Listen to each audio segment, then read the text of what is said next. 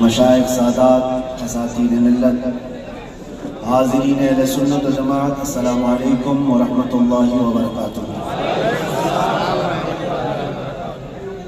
الحمدللہ الحنان المنان الذي خلق الإنسان وعلمه البيان، والصلاة والسلام على رسوله سيد الإنس والجان وعلى آله وأصحابه ذوي الخير والإحسان، أما بعد فأعوذ بالله من الشيطان الرجيم، بسم الله الرحمن الرحيم، قل إن كنتم تحبون الله فاتبعوني يحببكم الله ويغفر لكم ذنوبكم والله غفور رحيم، صدق الله مولانا العظيم۔ بارگاہ رسالت میں آپ صلی اللہ علیہ وسلم میں ایک بار درود پاک کا ہدیہ پیش کریں۔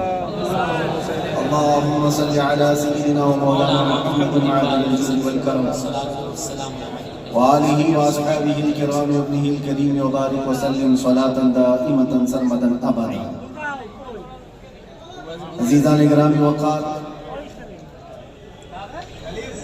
ٹھیک 1 سال ہونے کو آ رہا ہے آپ سے ہم یہیں پر خطاب کر رہے تھے۔ پچھلے سال 28 جنوری کو آپ کے سامنے حاضر آیا تھا، لیکن رب تبارک و تعالیٰ نے سال ہونے کے 10 دن پہلے دوبارہ آپ کے سامنے مجھے پیش فرمایا۔ میں تو یہ دیکھ رہا ہوں جہاں سے ہم رکے تھے وہیں آگے چل رہے ہیں، جن کو رکانا تھا وہ تو رک گئے اور جس کو چلنا ہے وہ چلتا ہی رہے۔ میرے عزیزوں، کچھ بھی تو فرق نہیں ہے، وہی بزم ہے، وہی دھوم ہے، وہی عاشقوں کا ہجوم ہے۔ حضور پاک صلی اللہ تعالی علیہ وسلم کی محبت میں سرشار مجمع، سرشار جلسے سب وہی۔ میں پیچھے مڑ کر کے دیکھتا ہوں، کیا میں چند دنوں کے لیے غائب تھا یا میں کہیں اندر بند تھا؟ لیکن ان روحانی مجلسوں میں دیکھ کر کے ایسا لگتا ہے تھوڑی دیر کے لیے میرے آقا صلی اللہ تعالیٰ علیہ وسلم نے آرام کی چھٹی دی تھی، باقی تو سارا منظر ویسے کا ویسا تیار ہے۔ میرے عزیزوں، آج پہلی مرتبہ اسٹیج کے اس پروگرام سے ممبئی سے پھر میں آپ کے سامنے خطاب کر رہا ہوں، لیکن سب سے پہلے میں یہ وضاحت کر دوں گا، آپ کی محبت میں اور حضور معین المشائخ کے حکم پر میں حاضر آیا ہوں۔ ویسے جلسوں میں سٹیج پر جانا میں نے کم کر دیا ہے کچھ ضروری مصروفیات کی وجہ سے، ورنہ ہم جس کام کے لیے وقف ہیں وہ تو کرتے ہی رہیں گے۔ قاری صاحب بڑی محبتوں کے ساتھ بلاتے ہیں، لیکن مجھے ایسا لگ رہا تھا کہ وہ ڈرے ہوئے بھی ہیں کہ آپ کو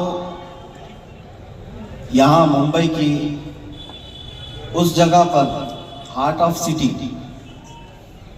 اور پھر ہمارے پیچھے بھی بہت بڑا تام جھام ہے جس جگہ اسٹیج بھی لگائے ہیں، یہ سب معاملات کو دیکھ کر ہو سکتا ہے ان کے دل میں کوئی بات ہو، اسی لیے قاری صاحب نے آنے سے پہلے یہ کہا بھی تھا کہ حضرت تھوڑا ماں باپ کی خدمت پر اور ایجوکیشن پر ہی زیادہ فوکس کر کے بیان کیجیے، اور اگر ڈر کی وجہ سے آپ یہ کہہ رہے ہیں تو پھر میں کہوں گا کھل کر کے کچھ دیر کی خاموشی، ہمیں کوئی روک نہیں سکتا۔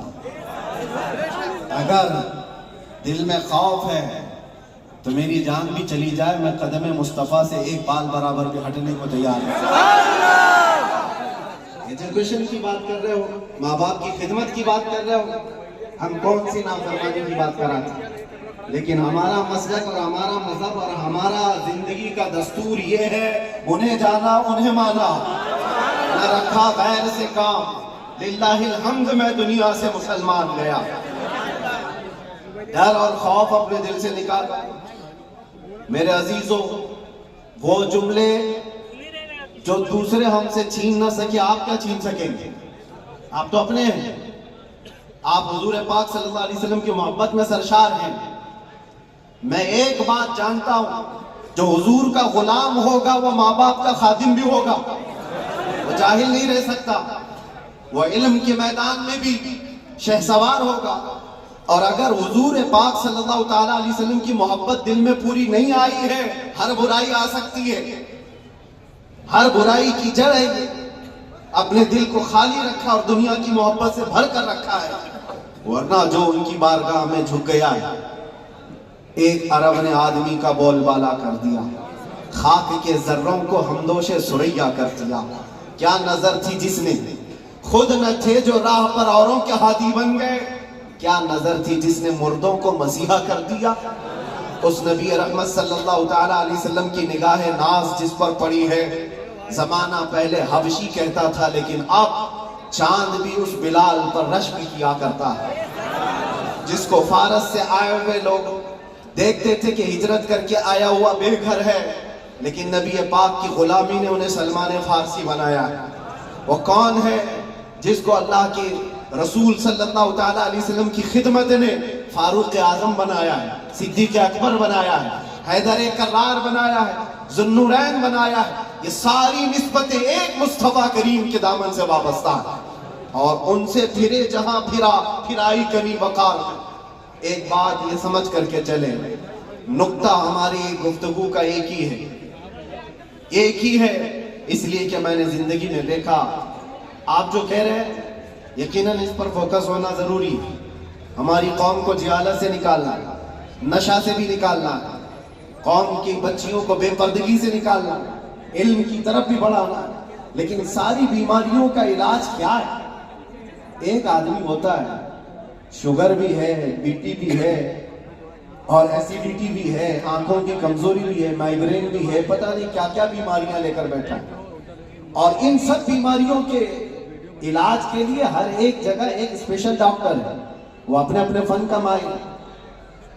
ہارٹ کی بیماری کا ایک الگ ڈاکٹر، کارڈیولوجی، کڈنی کا الگ ہے، نیفرولوجی، سب کے پاس جانا پڑے گا، اس کا علاج الگ کرو، اس کی دوائیاں الگ کرو۔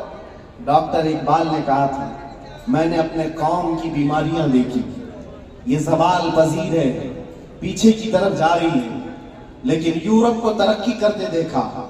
میں وہاں کی خاک چھان کر کے آیا کئی سالوں تک کہ یورپ بہت ترقی کر گیا، اور امت مسلمہ میری قوم زوال پذیر کیوں ہے؟ ان کے علاج کیا ہے؟ ان کے اندر بیماریاں کیا کیا ہیں؟ بے پردگی بھی آ گئی، جہالت بھی آ گئی، نشہ بھی آ گیا ہے، بد اخلاقی بھی آ گئی، جھوٹ بھی آ گیا ہے، خیانت بھی آ گئی، چوری بھی آ گئی، یہ سب بیماریاں آئی ہیں۔ ان بیماریوں کے علاج کے لیے کیا کرنا ہے؟ ڈاکٹر اقبال کہتا ہے، میں نے ساری بیماریوں کو بھی دیکھا، علاج کے لیے الگ الگ دوا دینا بہت مشکل ہے، اس لیے کہ زندگی شارٹ ہے، بیماریاں زیادہ ہیں، اور ہمارے پاس دواؤں کے لیے ایسے ڈاکٹر بھی موجود نہیں، ہر بیماری کا الگ الگ علاج کرے۔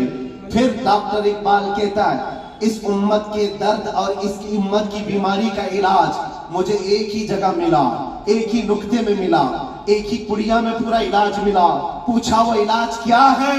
اقبال کہتا ہے کہ محمد سے وفا تو نے، کہ محمد سے وفا تو نے، تو ہم تیرے ہیں، یہ جہاں چیز ہے کیا، لوح و قلم تیرے ہیں۔ سبحان اللہ، نعرہ تکبیر، نعرہ رسالت، سبحان اللہ۔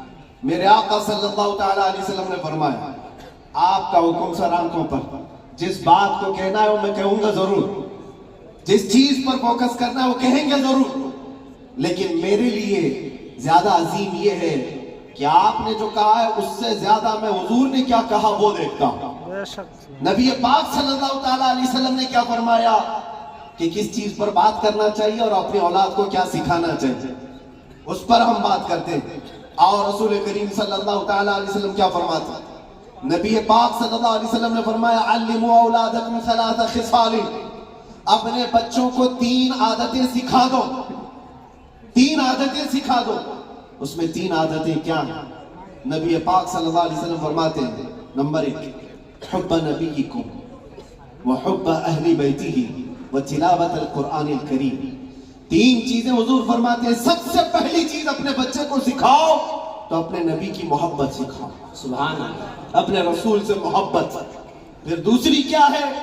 حضور پاک فرماتے ہیں نبی کی آل سے محبت کرنا سکھاؤ، اہل بیت سے محبت کرنا سکھاؤ۔ تیسری چیز کیا ہے؟ حضور فرماتے ہیں پھر اسے قرآن پڑھنا سکھاؤ۔ یہ تین باتیں اللہ کے نبی نے فرمایا، اولاد کی تربیت اس طرح سے کرو۔ عزیزان گرامی وقار، آج بگڑے ہوئے معاشرے کے علاج کے لیے صرف ہم اسٹیج سے بولیں اور یہاں سے علاج ہو، یہ نہیں ہوتا، بلکہ اس کے لیے ماسٹر پلاننگ کی ضرورت ہوتی ہے۔ نوجوانوں سے میں کہوں گا، تم شادی کرنے جا رہے ہو، نکاح کرنے جا رہے ہو، تو ماسٹر پلاننگ تمہارے اندر ہونی چاہیے کہ میرا بچہ کیسا ہو، میری اولاد کیسی، میری نسل کیسی ہو۔ جب تک تمہارے اندر نیت صالح نہیں ہوتی، بچے بھی اچھے نہیں آتے۔ اور پھر جوان ہونے کے بعد پھر سوچتے ہو بگڑ گیا ہے، اب اس کو ٹھیک ٹھاک کرنا ہے۔ پودا جب درخت بن جاتا ہے تو پھر وہ اپنی شکل نہیں دے پاتا۔ پودے کو شکل دینے کے لیے جب وہ کوپل میں ہے تبھی سے اسے شکل دیا کرو۔ نعرے